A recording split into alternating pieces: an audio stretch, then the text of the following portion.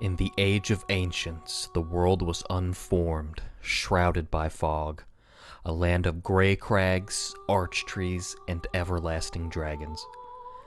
Then from the dark they came, and found the souls of lords within the flame. Seath the Scaleless betrayed his own, and the dragons were no more. Thus began the Age of Fire.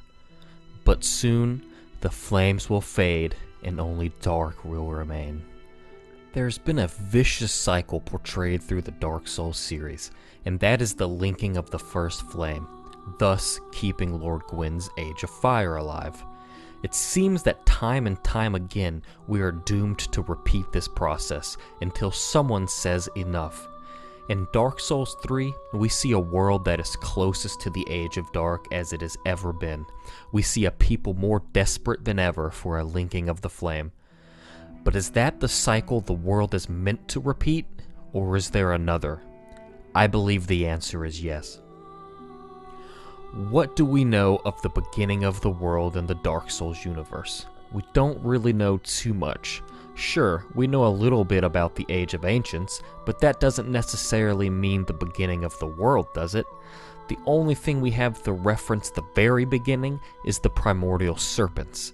Primordial meaning existing at or from the beginning of time. We know of Frampt, friend to Lord Gwyn, who encouraged the linking of the flame. Then there is Koth, who advertised against linking it.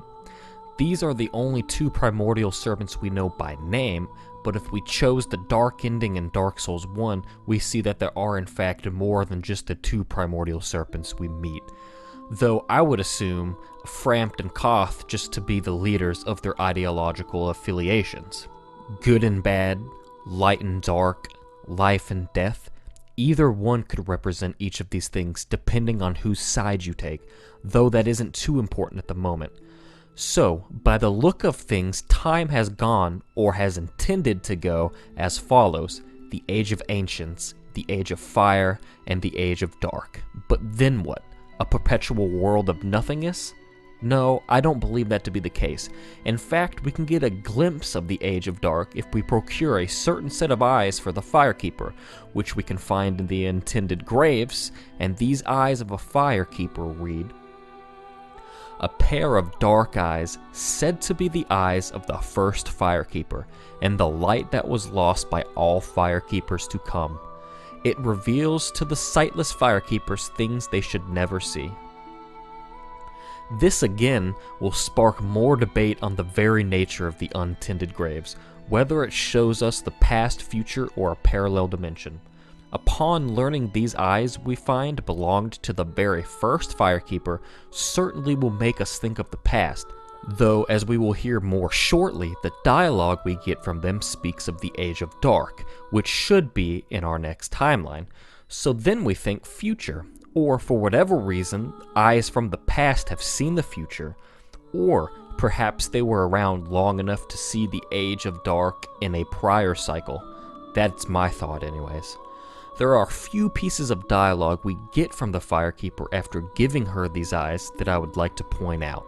First, she says, "These will reveal through a sliver of light frightful images of betrayal.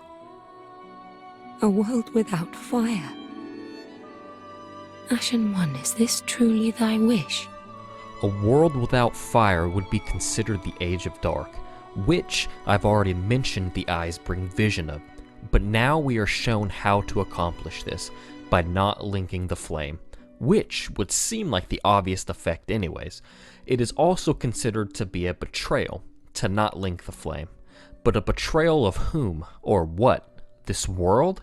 Its people? It is easy to connect light with good and dark with bad, but again, these things all rely on your affiliation with them. The Age of Dark isn't necessarily a bad or evil thing, and continuing to link the flame isn't necessarily a good thing. These things are both good and bad, righteous and evil, depending on which side of the spectrum you stand. But like I said, without a complete understanding of events and their consequences, it is very easy to just assume light stands for good.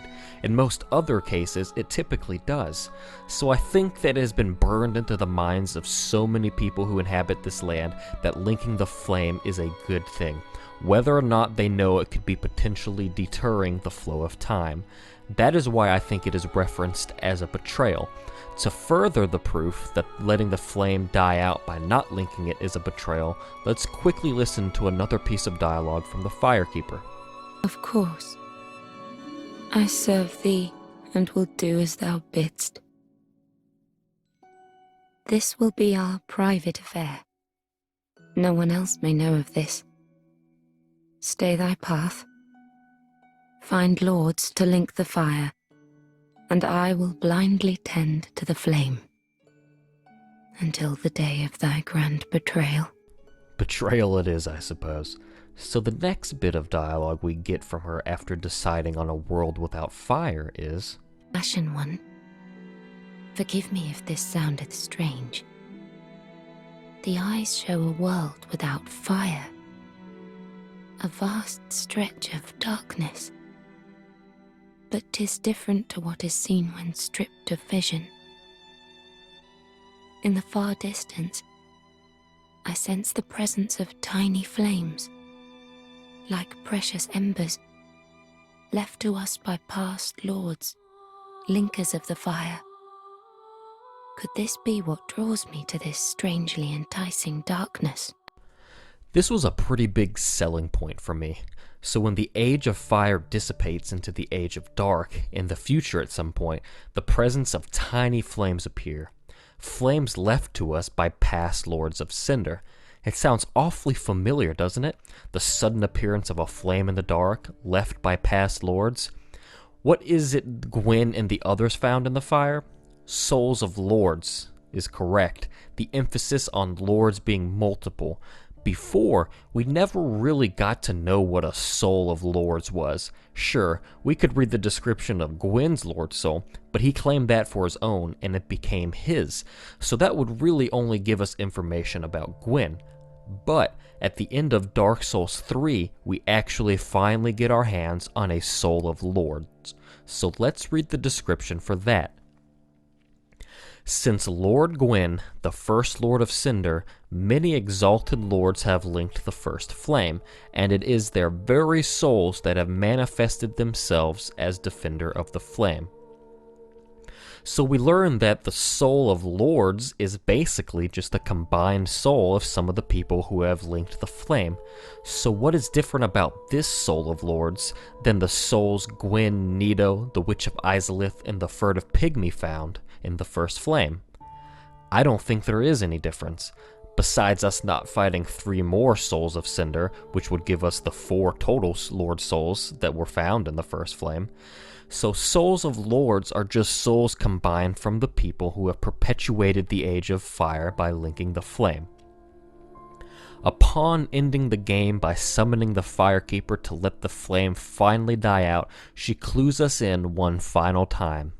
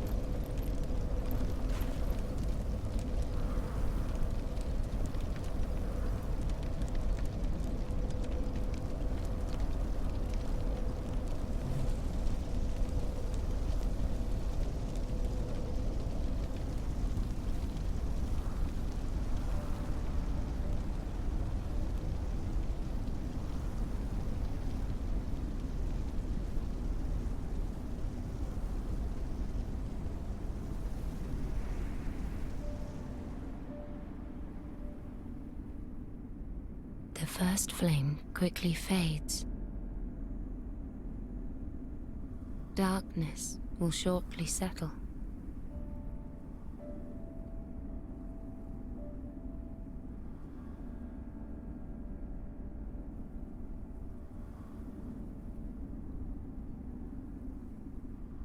But one day, tiny flames will dance across the darkness.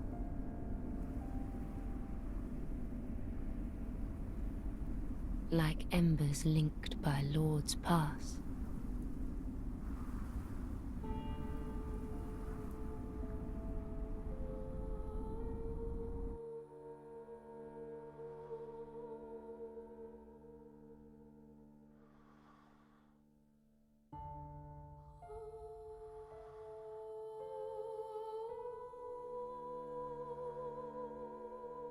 Ashen One, hearest thou my voice still?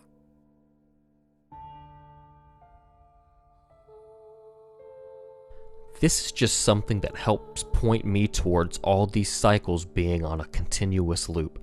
Eventually the flame will die out and the Age of Dark begins, but eventually the tiny flame will reappear, and in it again are the souls of lords from the past Age of Fire to be found.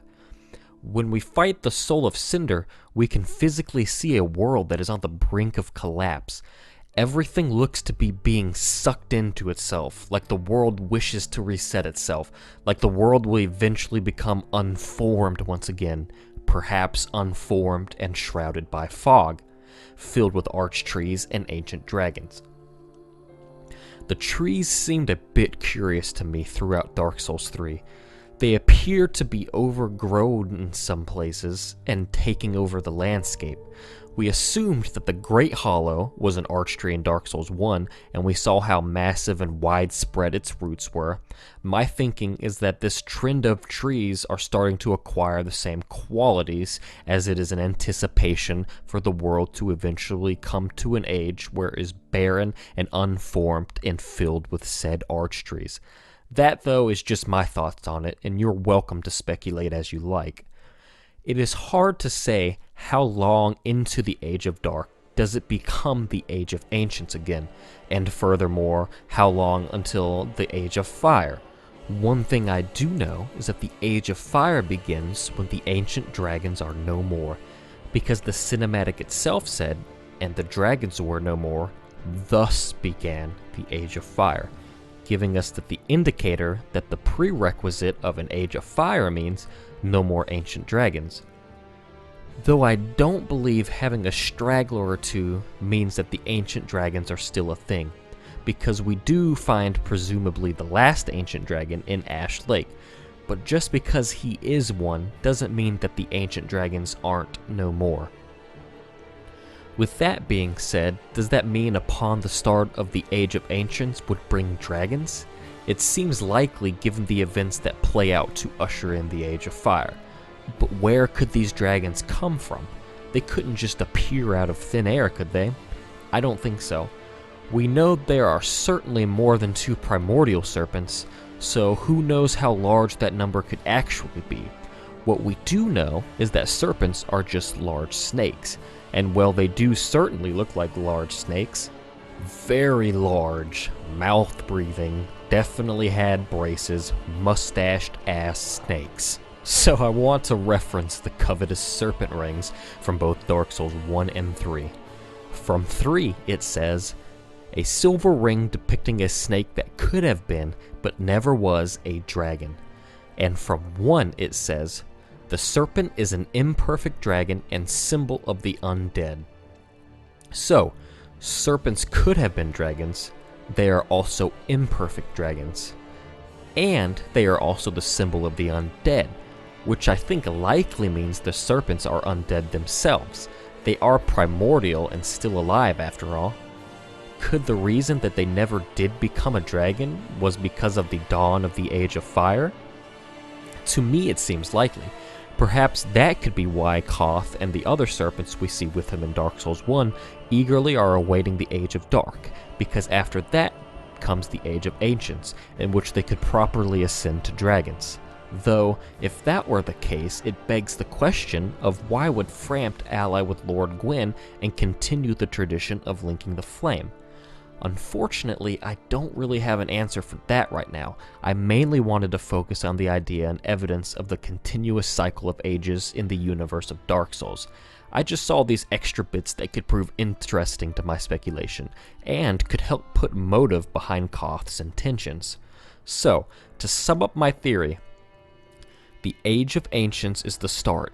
Eventually, there is a flame in the dark containing the souls of lords from an unknown Age of Fire past.